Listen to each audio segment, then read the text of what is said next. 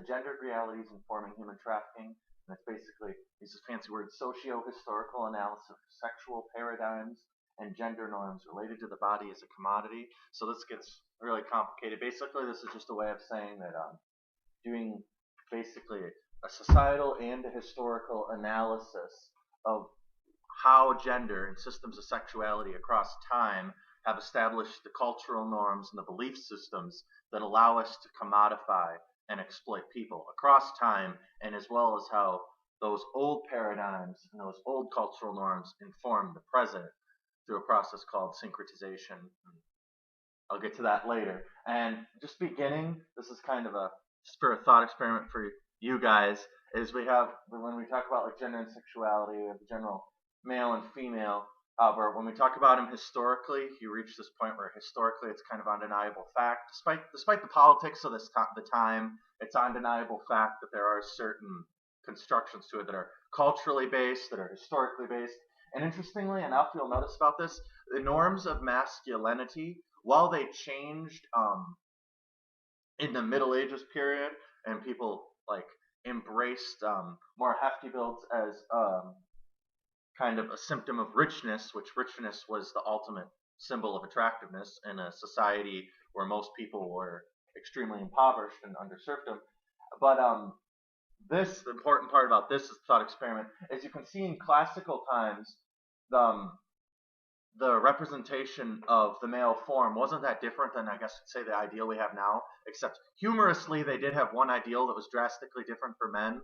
And most people don't know this. This is a humorous thing. In the ancient world, in ancient Rome and Greece, they thought small penises were beautiful, not large ones. So that's just an aside, but it's something very different. It's kind of humorous. But the big point about this is female bodies compared to male bodies have almost, when you actually study the history of the female form, it's extremely varied for cultural periods of time, even within specific cultures. Like, it goes all over the place. Like, there's the Baroque style of woman, there's all this. And like here, does anyone know who that's a representation of? It's a Greek goddess.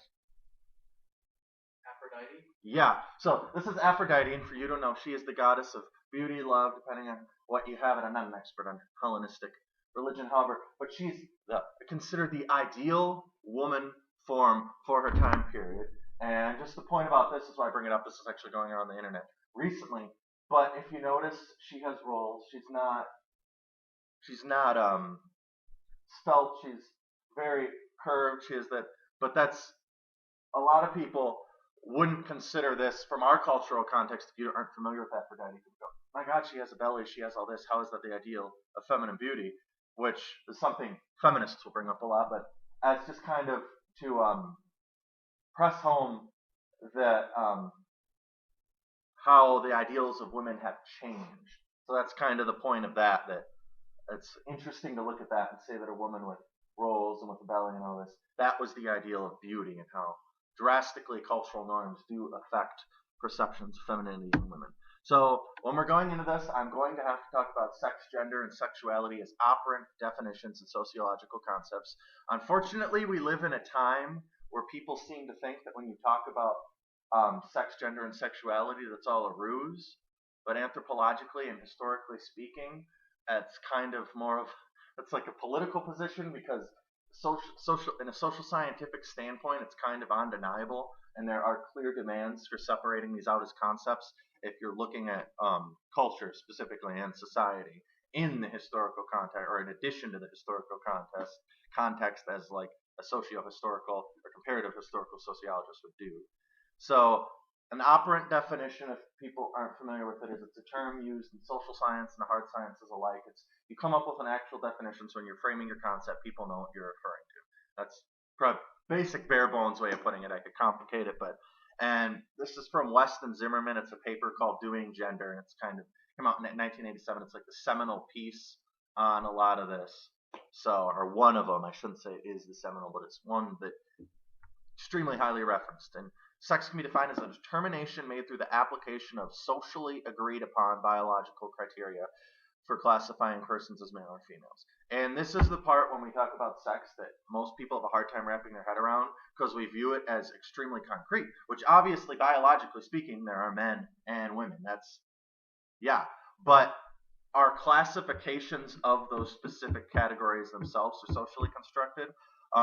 For example, when you look at past history, it used to be all entirely based on chromosomes until modern science realized that is not a scientific way of classifying someone's biological sex, because there are mutations that are actually common. And when we get into later, we'll get into sex a little more.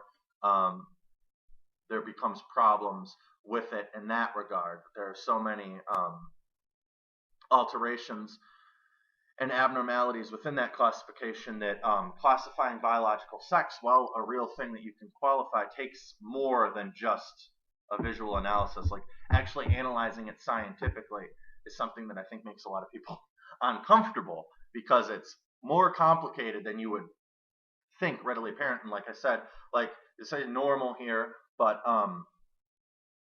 you can appear as someone, as, like, for this example, a biological male. You'll seem like a male, but technically, chromosomally, the problem with chromosomal determinations of sex is you would be a woman if you have Klinefelter syndrome, and usually it gives people sterility. So that's like sex as a concept. It's the scientific basis of how we view the human body. And placement in a sex category would be ascribed or achieved, but I'd say it's an ascribed status, but they're using the word achieved here. An ascribed status means that it's just given to you, or it's prescribed onto you, and you kind of don't have any control of it, based on sex criteria in everyday life. And it's established and sustained by the socially required identificatory displays that proclaim one's membership in one or the other category. And sex was used as the basis for gender across cultures. And the reason I think the main reason people don't distinguish between sex and gender is simply because they're synonyms in common English. However, where they originated in social science, they're extremely different concepts, and it comes out of a scientific need to explain why other cultures have different paradigms. And from the anthropological perspective, if you look at it through a case of ethnocentrism in our own culture, which means you only see it in our cultural context, you'll look at this and you'll say, well, sex and gender are obviously the same thing. From a strictly American, unless you're looking at it from, I guess you could say, the queer conscience within our culture. But gender to acknowledge gender takes what you call an emic perspective, putting yourself in the shoes of someone else, or using sociological imagination, understanding from someone else's position. Again, I'm really simplifying these terms, but because when you look at it historically, there were clearly different paradigms for what we could consider masculine and feminine. So a way to parse out gender and sex is sex, you're referring to male and female, which are the words for someone's actual biological sex. Gender, you're referring to traits of femininity and masculinity. So where sex is generally, not always, we'll get into that, more concrete in a scientific basis that you have through the hard sciences, femininity and masculinity are culturally defined. And there's a lot of variances to those across culture, more so than I think most people, you're readily apparent of until you actually study it and you go, oh my gosh, this is kind of, and it, problem is it can lead to an identity crisis too, which makes a lot of people uncomfortable because we realize how socially subjective our own systems of control are, and then it's looking back on yourself and like, do I believe in myself? So it kind of challenges your allegiance to your own cultural context, which is hard, I think. That's why social science itself is very hard, because it's constantly challenging your allegiance to your own social context.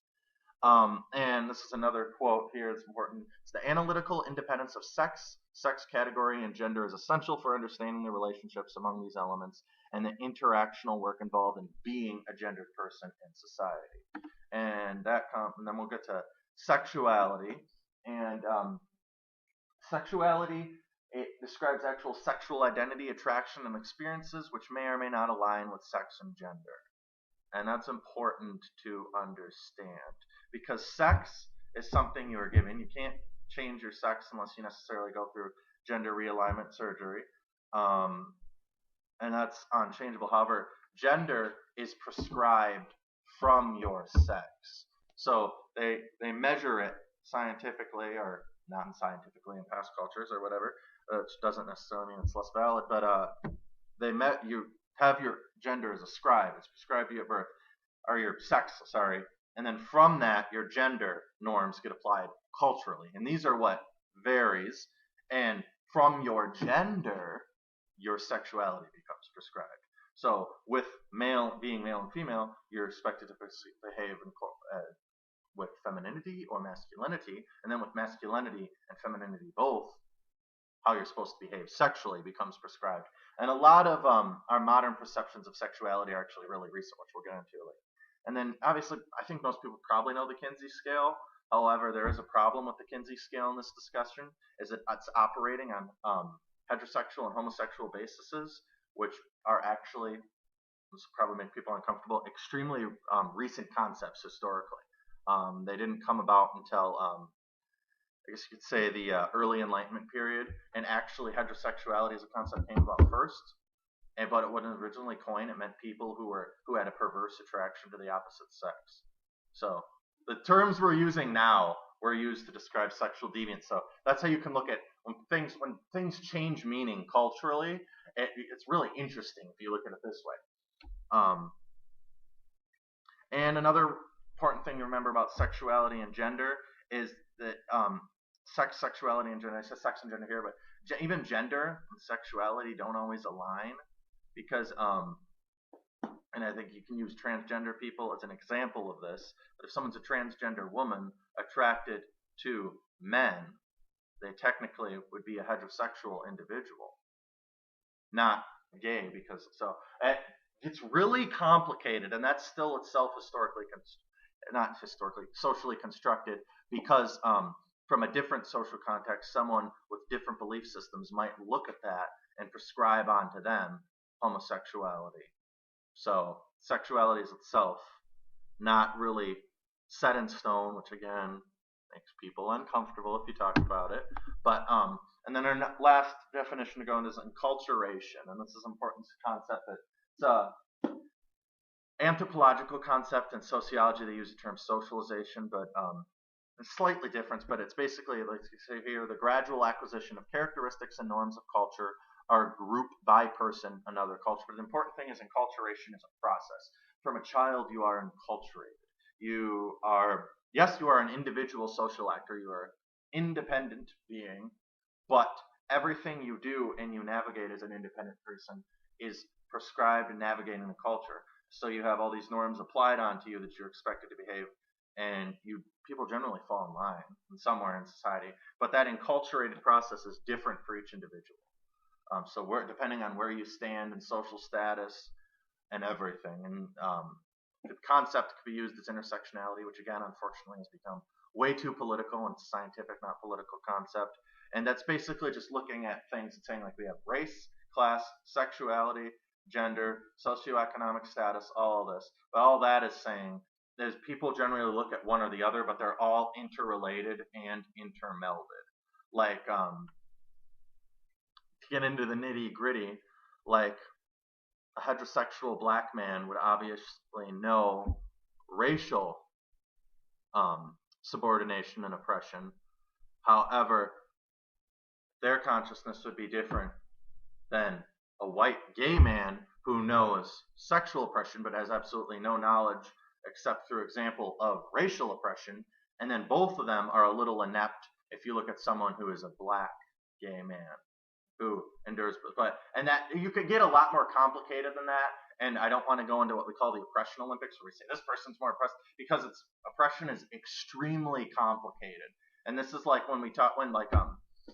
probably difficulties people have had when you talk about racism or concepts of white supremacy is it's why it's challenging for working class white people, because they face this economic oppression, but they conflate that with racial oppression. So you can be oppressed in one category, but not the other. And that doesn't necessarily, so it's an important aside from this. Okay, so sex and gender, they're kind of anthropological fact. As I said before, it's unfortunately really political. However, the term anthropological fact, why this is anthropological fact, is because we know concretely and without deniability that other cultures exist that have different ideas about this than us. And they're out there. They still exist today. So it's not like it's something that's not real. And it's cultural fact too, because they exist. How are you going to deny the existence of these people? So it's important to note that a lot of this is defined by the specific social group. And this is when we look at this video, I'd say it's important to look at it through like an emic perspective, which is another anthropological term, which is the fancy way of looking at it in the perspective of someone else, looking at it through their shoes instead of your own context, and how that allows you to understand a different cultural paradigm. And this talks about sexuality, obviously, and gender, but it's about the two-spirit paradigm of sexuality and gender in Native American, specific Native American groups. And it just kind of, it's like an ethnographic example that kind of contradicts some of our ideas and kind of makes it obvious. And there's a lot more across. I could have used a lot of different cultures, but I just chose this one because it's obvious. So, major funding for Ingenuity was provided by the Corporation for Public Broadcasting.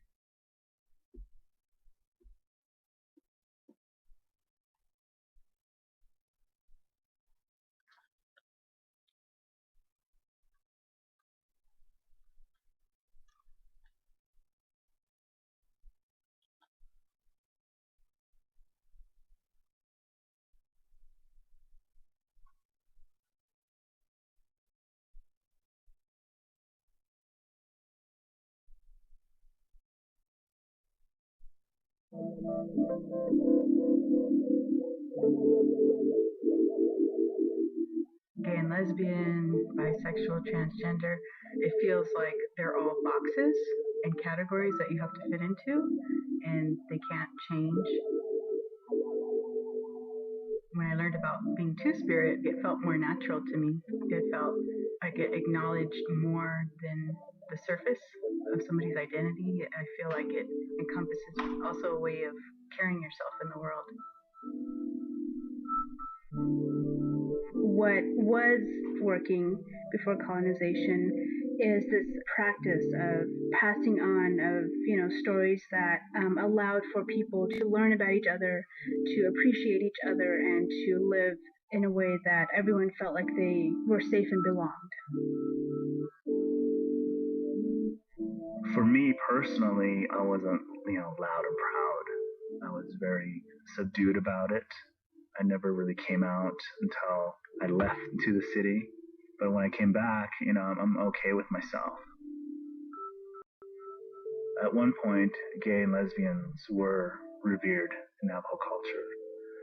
It's just that the influence of Christianity really skewed that view of homosexuality. It's a sacredness.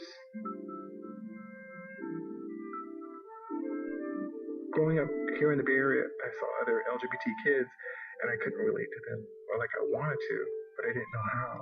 But when I started going to Native boarding schools, and I saw Two-Spirit, and I was like, yeah, okay, I get it now. That's where I belong. That's my place. So I started to come out. I didn't know that I could be an athlete.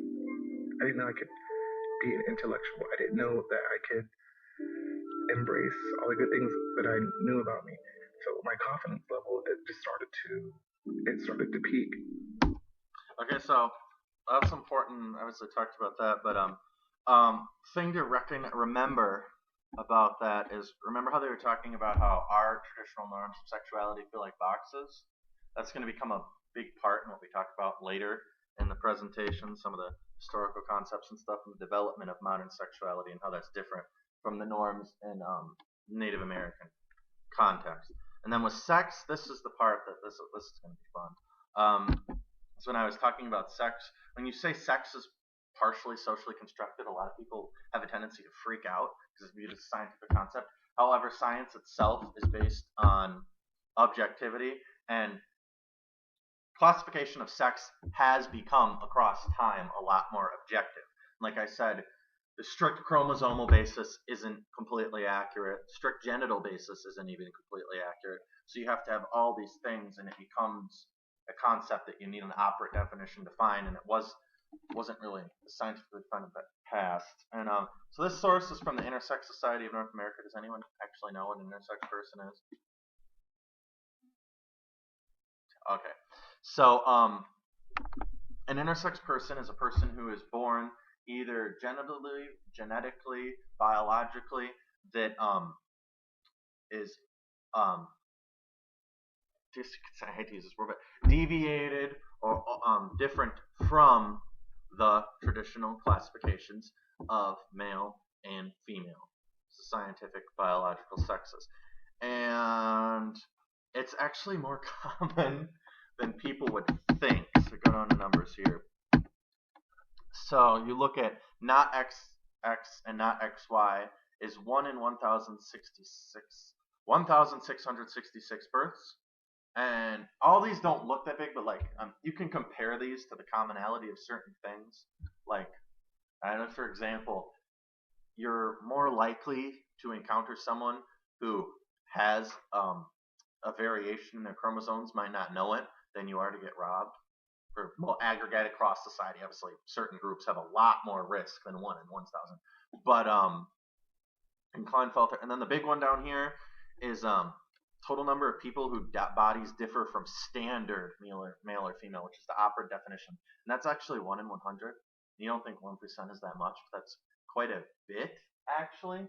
And this comes from sources down here.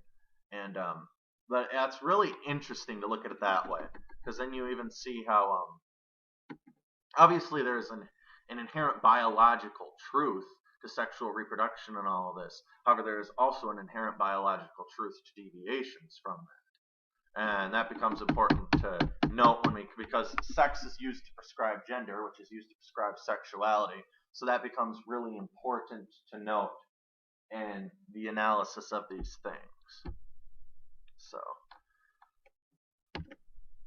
oh my goodness. Of course, when I'm recording, it's going to be, there we go. Okay, so now we're going to get actually into the nitty-gritty. Now that we have the background concepts. So, historical constructions of sexuality, and this is from a book called, what is it called? Sexing the Body by Anne Fausto Sterling. Read the whole thing and forget the title in a moment. But and this comes a lot from Foucault, which we'll get into him a little later. And like I said, it took sex, gender, sexuality. It's a linear concept, which I'm not really a fan of linear concepts, but it helps for helping you guys understand. And historically, sexuality has existed in terms of social control. So what do we mean by social control? Is systems of social control operate on norms and values that are used to maintain order in a society. And again, simple definitions. I'm not going to go into really detailed social science theory because it's boring to people who are even specializing in social science, so I won't torment you. But sexuality exists as a way of explaining behavior of the quote-unquote uncultured individual, how you navigate society, your norms, family ties, and everything. And the important thing about looking at this historically, it's varied quite a bit more than I think most of us realize. Like, even if you're an LGBT person, you have absolutely no knowledge of this unless you actively go out and search it. It's just something that we don't talk about in our society because, again, talking about this stuff does have the potential to throw our systems of social control on its head. However, that doesn't mean you don't have allegiance to your own social norms. It just realizes that each societal social norms, to an inherent degree, are variant for a specific cultural time and place. So I don't know if you guys can read that as much, but the first one, it says, in Greece, there were neither heterosexuals nor homosexuals, only tops and bottoms. If you topped the socio-political ladder, you better be on top. So in Hellenistic and Roman times, sexuality, and another slide on this, but it was based entirely on dominance and submission. And why does that matter when we're talking about sexuality, when we're talking about sexual objectification? Because although culture changes, things do pull through over time.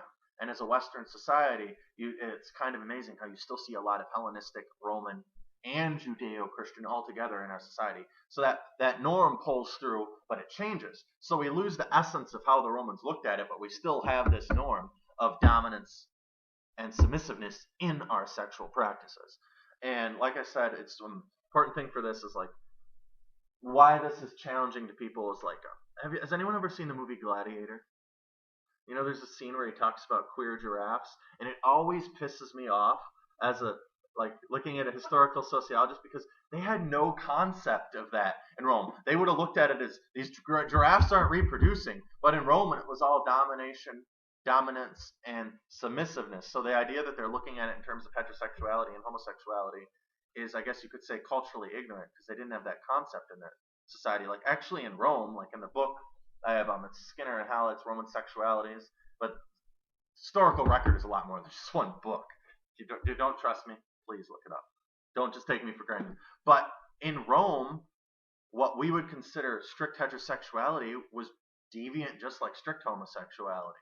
It's kind of odd, and especially in the case of men, that you're only having sex with one type of person, and age was also a lot different, which is something we don't. And then then this gets important because by the end of the Middle Ages, this is the second one, the only sex was reproductive sex. Both same-sex and opposite-sex couples sometimes engaged in sinful sex acts. So still, our concepts of homosexuality and heterosexuality really didn't exist. This was just kind of the start in the Middle Ages, that we had this idea of suddenly only reproductive sex was acceptable. And suddenly everyone else was sodomites or saphists, and saphists terms for women, sodomites for men. And the important thing about this is the time period, because this is the Middle Ages. And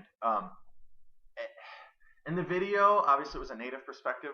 The important thing is I don't want to make this all about condemning Christianity, because even early Christianity did not have the condemnations of sexuality that I guess we could consider with it now. Like Dr. Dibley could probably talk about this in relation to Leviticus. If you look at it from the ancient perspective, it does not say what we're making it say. Because if they didn't have a concept of homosexuality and heterosexuality, what they're looking at it through is through the dominance and submissive paradigm, and then it's not sexuality, but it's more like about how are these people engaging each other, because they didn't have these concepts of sexuality. So as Dr. Dibley, she talks about this in History and the World, it's hostility is really the lesson of that story, and then throws it on its head, because suddenly, and because that reproductive side of sex, that became prescribed in the Middle Ages by the church in their cultural context. So this isn't an inherently, I want to make this point, this isn't an inherently Christian concept. It's a result of cultural practices. And a lot of it was the collision of Judeo-Christian early Christianity with Hellenistic and Roman norms, and they kind of collided and created this. And one way you could say is it kind of took the worst of both. And so, but still, so that's how that's created. It isn't inherent in either. And then in the 18th century, sex and gender had, before I go on to that one, an important thing is in the ancient world, they had two sexes, and it was all based on political status. But in the Middle Ages, there was more of a creation of gender rather than just strict sexuality, because there are obviously two sexes, male and female, and some were saints and some sinners. So you begin to see the prerequisites for establishing gender. And and they were obviously, because they didn't look at it really in terms of like, we'd look at it as effeminate men and all this, but in Rome it was strictly dominance and submission. And then in the 18th century, sex and gender had a divorce. That's when that actually, people go, 18th century, 79, yeah. It was literally that recent historical record. It's kind of disturbing. Like I said, it's unnerving from our own cultural context. And then males became sodomites. And sophists, or saphists, not sophists, became in the later. So then you see three genders. And this is why gender becomes important, because it's no longer just men and women engaging how men and women engage across broad spectrums. Suddenly, you classify specifically men who have sex with other men as deviants. And still, there was a lot of overlap in this time period, depending on what acts you're committing and who you're committing them against, because Oscar Wilde is a good example of how this is really constructed and really related to social status and stuff, and how what you could say is homophobia in that day and age was a lot different than it is now, even. and that's really recent historically. And then in the 19th century, women became prescribed as sappists, and this was women who were engaging in sex with other women, and a lot of it had to do with dominance. And with this inherent, because you pull through the dominance, you pull through culturally this idea that non-reproductive sex is evil. And they pull through, and while the culture is changing, you still have inherent ideas of that old, and you pull through, and you pull through this idea about men, and you pull through this idea about women, and suddenly it's becoming more constructed and comes up, and a lot of this comes from, about the women and sappists, comes from the culture. You could say misogyny at the time, because if a woman's acting as a man or can fulfill the role of a man, it will again throw the entire system of social control on its head. So it becomes necessary for maintaining normativity and social order to condemn such people if they are going against these prescribed rules. As you prescribe reproductive sex as deviancy, you can send it to where that topples, because you need your cultural experience to explain your reality. So it topples, and they have to keep adapting and adapting. And it's really interesting because, again, this kind of mirrors concepts and theology, which disciplines don't see across it. Reminds me a lot of midrashic concepts or perceptions of midrash but this is society. This has nothing to do with biblical, but it's that same context across all parts of humanity, that there's this constant need to explain, and everything just keeps mutating, and it becomes real. It's real in its specific social context, but how it got there is kind of a mess. And then you get to the 19th century, which this is the important part, which is also important, and scientists and medical men took control. They classified and labeled many varieties of sex and gender. And so they do not allow the sodomite to move, and they use chess here. And that's when it became medicalized. Before, these were socially prescribed categories of deviance, but suddenly engaging in a way different became a medical problem. It became inherently, I guess you could say, prescribed, or it became more scientific, objective fact, quote unquote. And this we'll get into more with Foucault. And now the scientists know there are naturally 6 types of people: heterosexual men and women, gay men, lesbians, and bisexual men and women. They can look for brain differences. So now sexuality, a concept that never really existed as we understand it, suddenly they're looking for gay genes. They're looking for all of this. So, but the important thing about this is you pull through, and this is getting into critical analysis of sexuality, but in relation to sexual objectification, you see that the way we look at sex not only prescribes how people act, but it prescribes how we handle people and perceive them. And if you're prescribing all this, it has cultural consequences. So we'll look at the shifts. So in the ancient and Roman and Hellenistic periods, I said it was all domination and submissiveness. In the Middle Ages, you had the moralized sex. And then the Renaissance really began the construction of modern sexuality. And the Enlightenment began the medicalization. And the medicalization of deviance specifically refers to the way in which a condition or behavior is deemed abnormal or abhorrent by the masses, and is transformed from deviance into mental illness. So for majority of history, deviations, I guess you could say, in traditional norms of sexuality, yes, they were deviant, but we look at it the same way as someone who is committing, other sex crimes. I'm trying to think of a good example that's not overly apparent, like maybe someone who's 18 or 19 with someone who's 16, that kind of deal. But then we don't prescribe that as a mental illness. That's just deviance. However, mental illness becomes prescribed, and then suddenly homosexuality is a mental illness, which for those people who don't know, was until 1973 actually. But the important thing about this is when you make sexuality so concrete, you legitimize through this science, yes, this is oppressing sexual minorities. However, it also has consequences for heterosexual men and women, specifically women, because when you prescribe these deviants, it makes your cultural positions of control more apparent. It makes that dominance more apparent. because anything deviating from that is clearly mental illness. And I'll talk about, brought this concept up before, but when you talk about the ancient world and Judeo-Christians, I said things are pulling through, that concept can be described as syncretism. And the definition should help. It's a fusing of traits from two cultures to form something new, and yet permitting the retention of the old by subsuming a new form. So you retain the old, but you repurpose it and reuse it in a different social context. So things pull through. And a good example of this are certain religious ideologies like diasporic religions, I guess you could say, like voodoo, or more specifically Santeria, which if anyone knows about Santeria, they use the concepts of Roman Catholic saints to represent traditional African deities. And it pulls through concepts of both and relates them together. That's just an example, but obviously said this pulls through historically. It's not just an isolated, specific point in time. Okay, so I apologize for this graphic here, however. It illustrates perfectly Roman sexuality. In ancient Rome, they used the term the vir, and that was the paradigm of male sexual power. And the vir just simply meant he was in position of dominance over all his sexual partners, and that was considered the ideal, whether male or female.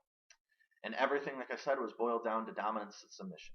Traits prescribed as feminine, whether existent in men or women, were seen as other or lesser than. And so I've talked about this, but this is the point that pulls through, is the things that get prescribed as needing correction, as being subordinate, as being things that you can own and control, have become feminine and were always feminine. Because dominance and submission, what it boils down to is penetration, and who's giving and who's receiving.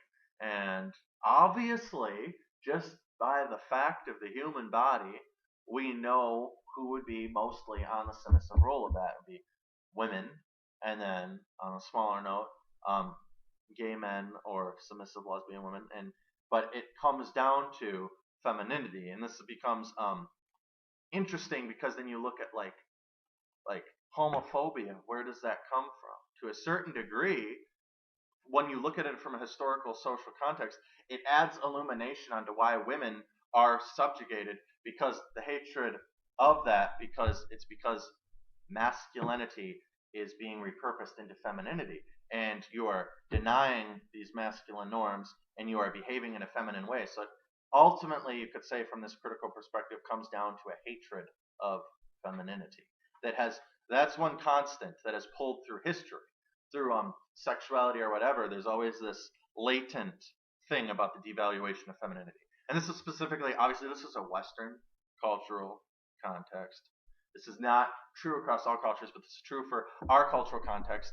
And importantly, where cultures that might have had different norms than this, through colonialization, they have become involved with this paradigm and syncretized it. So you see this popping up in other countries where it might not necessarily have been as obvious in the past.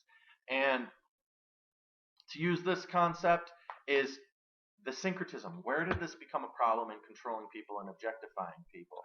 And how did this become even more codified? Because in Rome, dominance and submission. But this related because you see we went from Hellenization to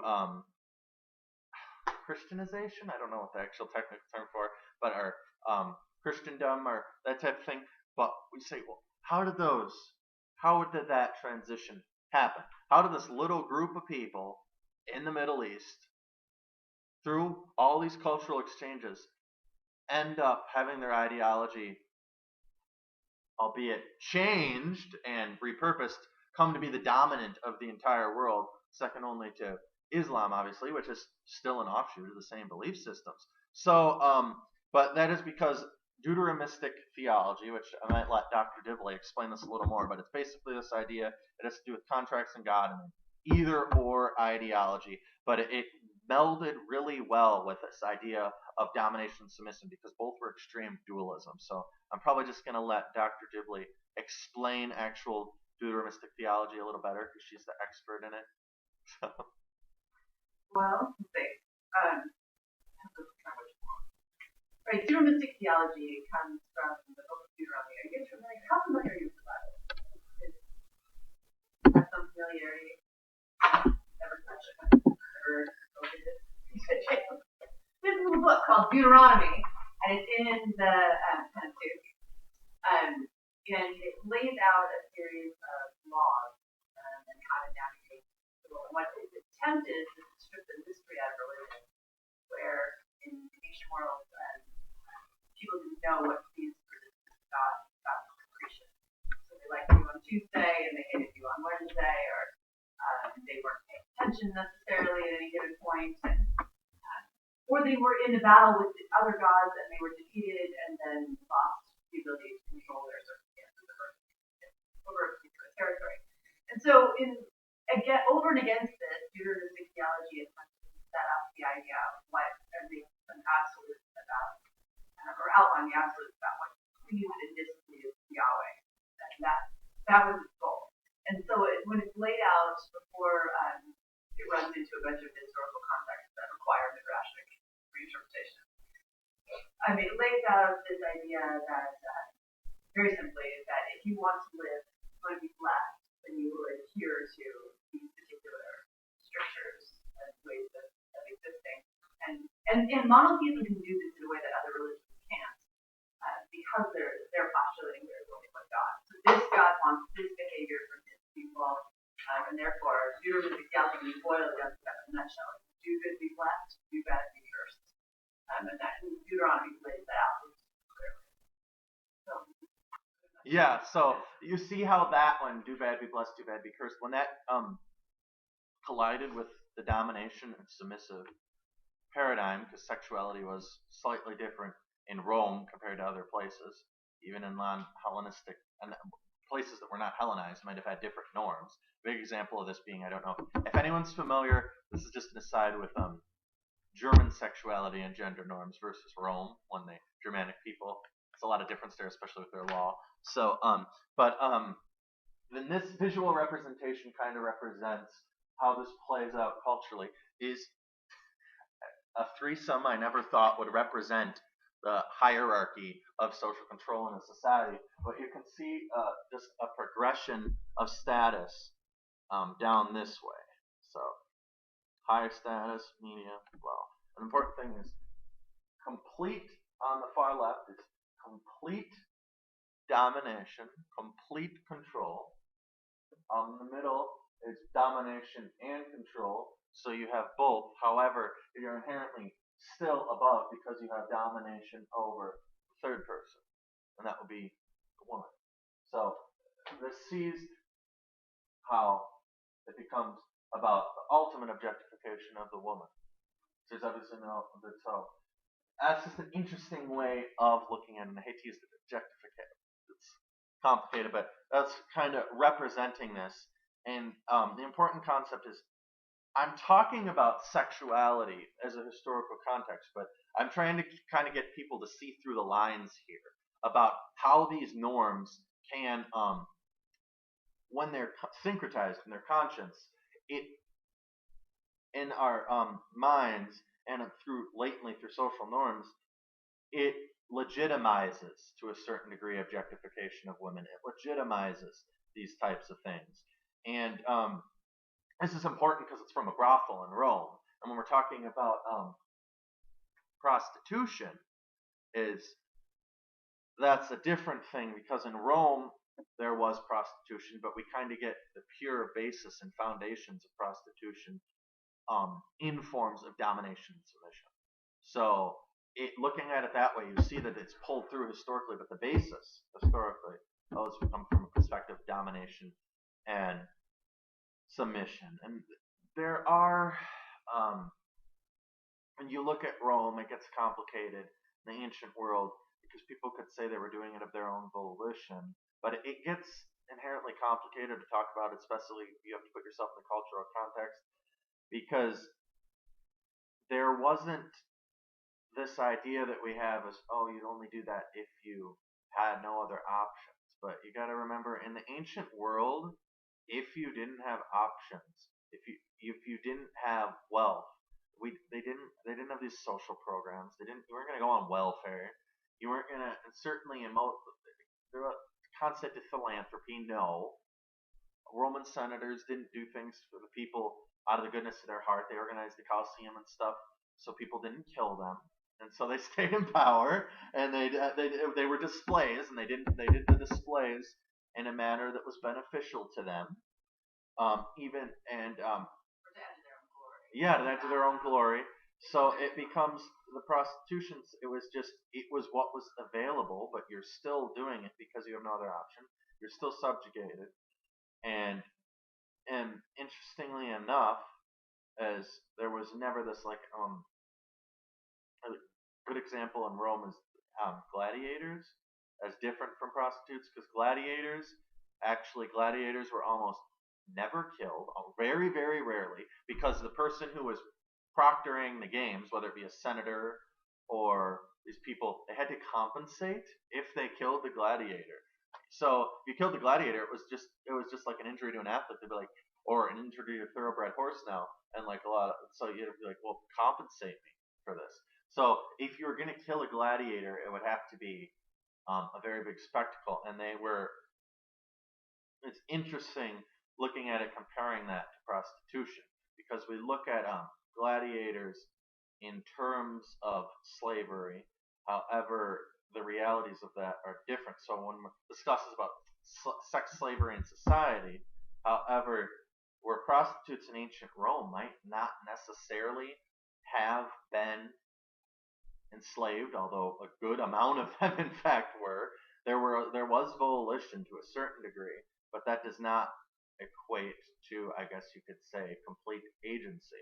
And in certain ways in the ancient world, the complete ancient world, we have our modern interpretations of slavery make this really hard to understand, because slavery in the ancient world is a completely different reality for people. But that's what I'm trying to say with the gladiator example, is you can see gladiators to a degree had more agency. And that's something that didn't pull through, but that's something that we don't understand. They were essentially professional athletes, and like, for example, in the later period, one of the reasons they didn't want to kill gladiators because a lot of senators and people actually got involved.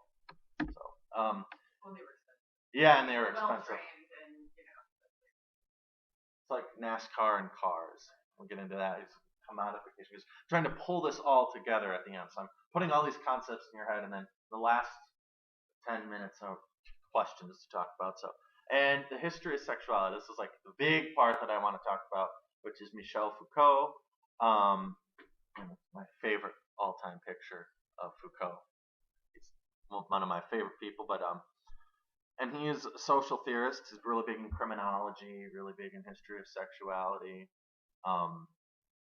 He's known for a post-structuralist interpretation of history, which he has his critiques, but looking at it from the context of the 17th and 18th century, I think it adds color to our topic. And this idea that we've already talked about, sexuality underwent drastic changes in the 17th and 18th centuries and became more medicalized and important in terms of social control and social stratification. So before it was behaviors, but the actual codification, medical codification of sexuality, of this gender deviations, legitimized putting people in certain categories. And as a consequence, an unintended consequence of that is normal gender, not normal. Wrong term to use scientifically. The traditional gender norms became solidified even more, and like these norms of submission and dominance pulled through again.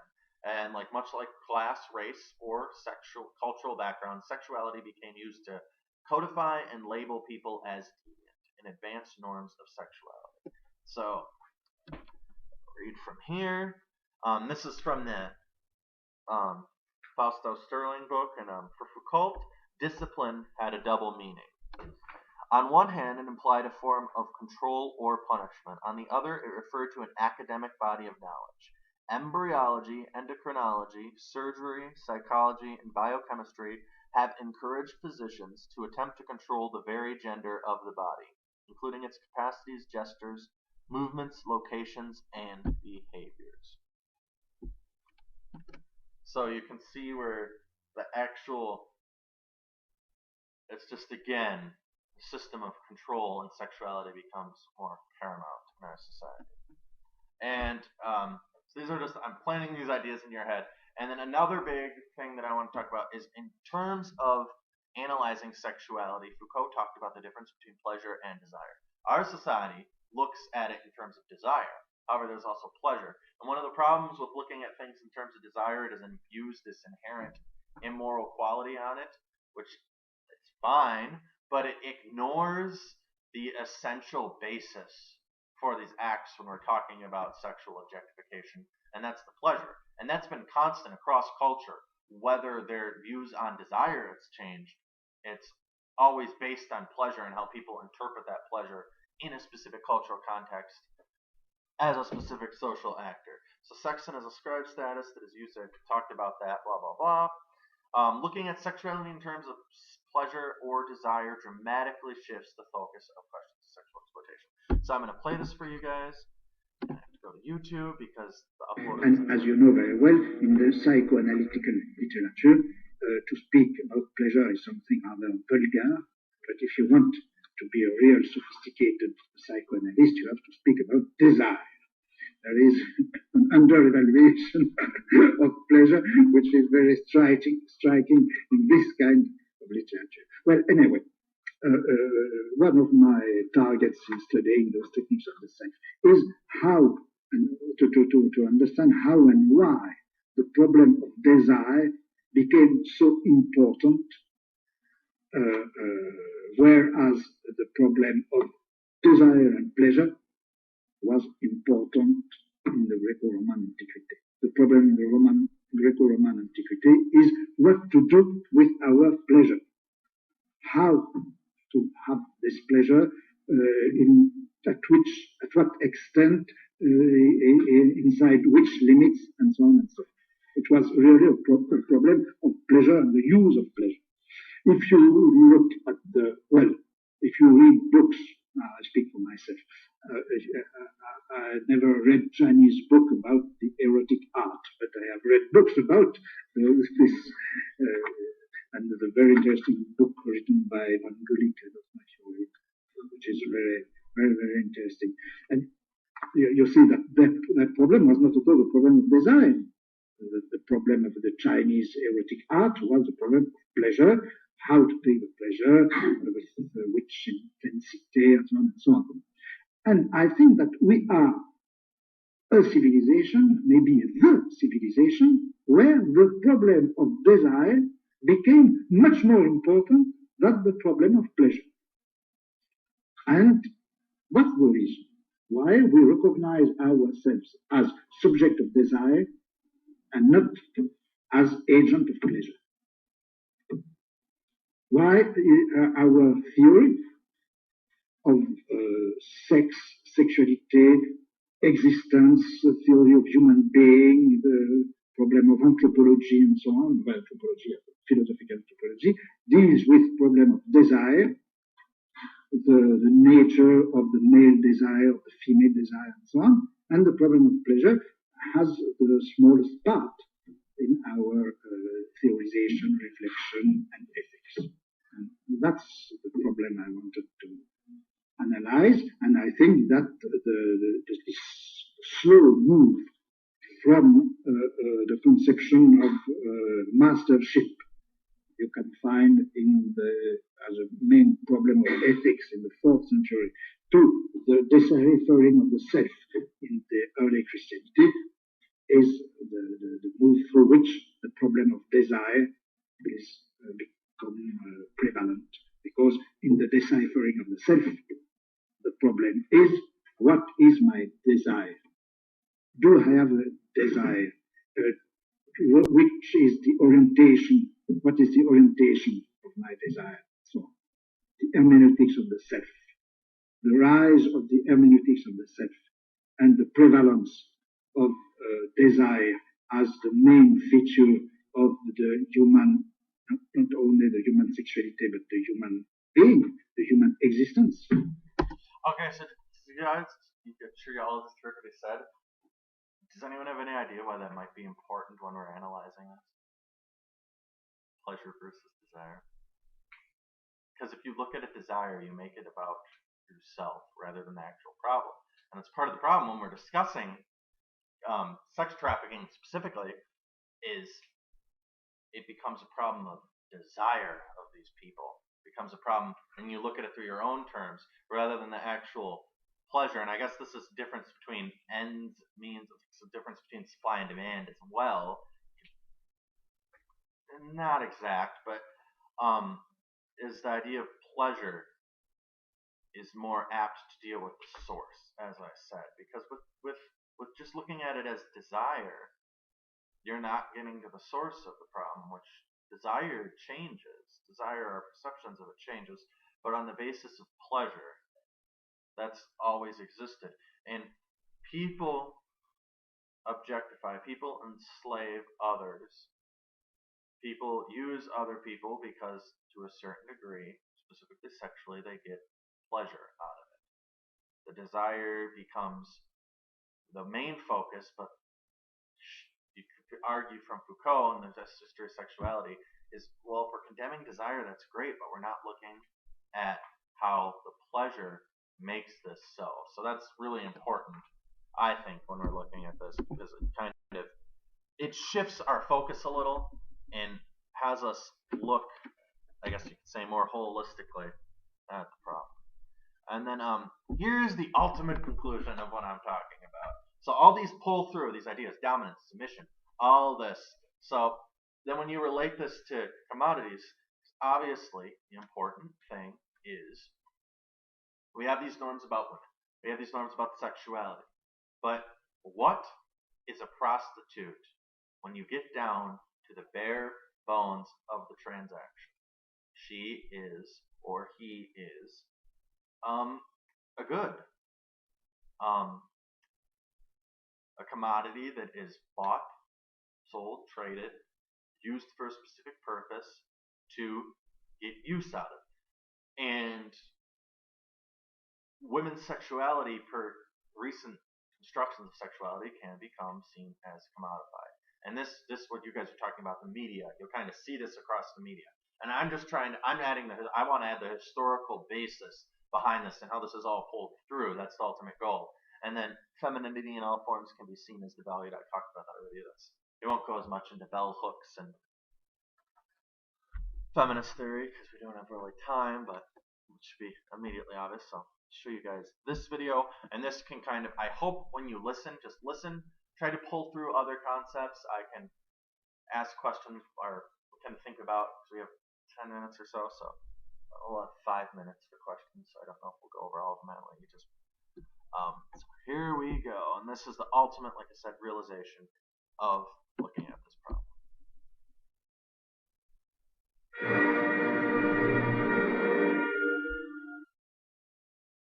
Marxism 108, Commodity Fetishism.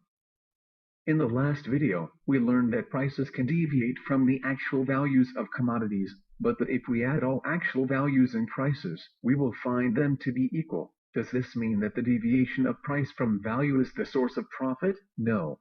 It is not the source, but it is a form of profit. Before we look into profit, let us first try to understand exactly what is meant by commodity fetishism. Do you have a fetishism? If so, it may be different from the meaning of fetishism in Marx's day. In Marx's day, a fetish was the attribution of divine qualities to a material object. For example, the members of a cult may believe that a statue might grant them fortune or happiness, and Christians often have fetishism in the form of worshipping the relics of Jesus. These are material objects, and there is nothing subjective which they can imbue you with, but one's psychological thought processes believe that they can. This is what is meant by a fetish. It is this process which occurs between humans and commodities in the money form of value. There is nothing material in a commodity which makes it worth a specific amount of labor time. These are objects, and their value is in your mind. What is significant about commodity fetish? Okay, I'm going to stop here. So, their value is in your mind, and then you can relate that to Foucault, talking psychoanalytically about pleasure and desire. So when you're talking about prostitutes as goods, it comes down to that pleasure versus desire as it's prescribed culturally within your own mind with them as Fetishism is that we impose upon the object something of the human life process itself. that is the energy of labored time. Thus these physical objects, through their relationship to human beings, become imbued with an essential value, almost as if this value were a physical component of the object itself. Thus, okay, another important thing. So, applying this to people is probably a little unnerving, but culturally, you see how the value that implies when you're selling people is a lot more of a problem. So, from that. Human producers do not tend to have relationships with one another as themselves, but between the product of their labor. This is why commodities are social things. But come now, we all know that these subjective social qualities are not actually in the objects in the material relationship which you have to the object. Thus we see that commodity fetishism is a particular social relationship. But if, on a day-to-day basis, we overlook dozens of social relationships which are disguised as objects, then there is no wonder we misunderstand the society in which we live. This is significant because if money is a representation of your own qualities, abilities, and efforts, and you are exchanging that money for goods, you are falling into the belief that human effort doesn't belong to humans, but in the goods humans create. You are a human being with value and with actual qualities. Objects do not have those qualities. We dispossess these qualities from ourselves by imposing them on objects and engage in what Marx calls alienation. Thus, commodity fetishism, and by extension, human alienation, is a failure of human beings to see their productive abilities as productive abilities. These abilities are put into the commodity. Instead, human being ought to recognize that they have productive abilities, and they also have the ability to use those productive abilities any way they like. All oppression and enslavement is rooted in commodity fetishism. Boom! Okay. That's one of the ultimate there.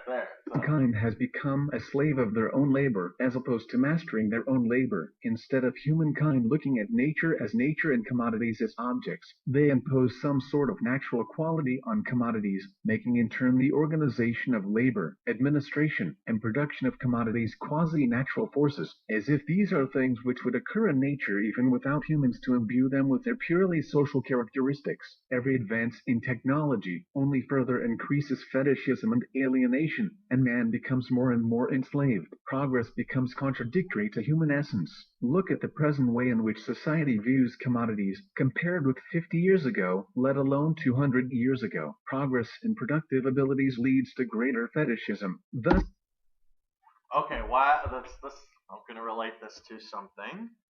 If we remember the change in prices of prostitutes, so price has gone dramatically down. Another way of looking at it is the productive abilities to transport victims and enslaved people globally, not cross-naturally, but globally and cross-culturally has dramatically increased, even in the since like the mid-20th century, with the advent of globalization and stuff. When you see that the productive ability to engage in these forms of behavior has increased. The ability to transport slaves, to acquire slaves, do all this is so much easier than it used to be. And that's another example as to why the product becomes greater fetishized and how this is a problem when we talk about sex slavery, because the women become more of a good than a person than they were in ancient Rome or in the past, because while it's always been an exploitative thing, there were still in ancient Rome, if you beat up a prostitute or killed a prostitute, you probably get in trouble. Like if there was proof, you'd get in trouble. You weren't supposed to. They had clear norms about such behaviors. While they were we would consider them sexually deviant, there was still things like, no, you don't do that. And that's why you look at historically actions of certain emperors that got them in trouble, like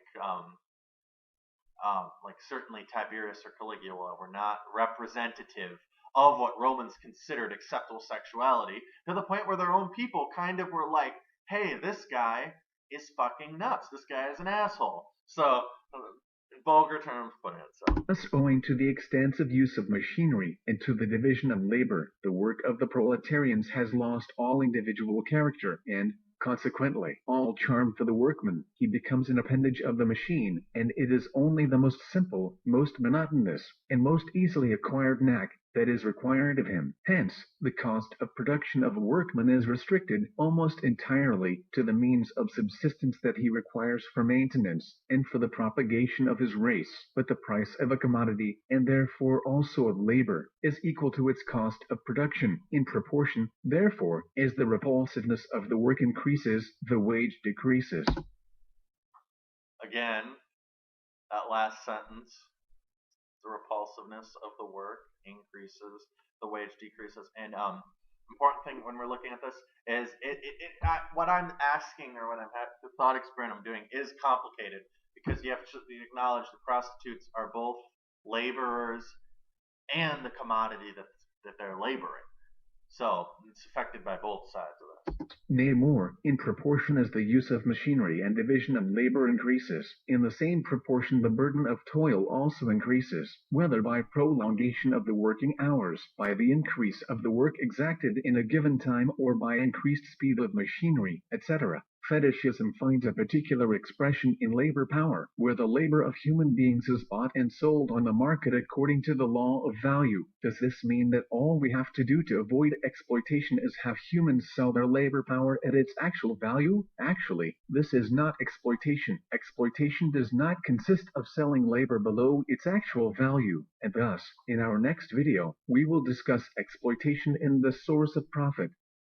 Okay, so obviously, we're going by exploitation, it gets complicated talking about this, but we're using a different definition of exploitation from the theoretical definition of Marx. I guess we could say it's oppression, to use so we don't get confused with the actual social scientific operant definitions.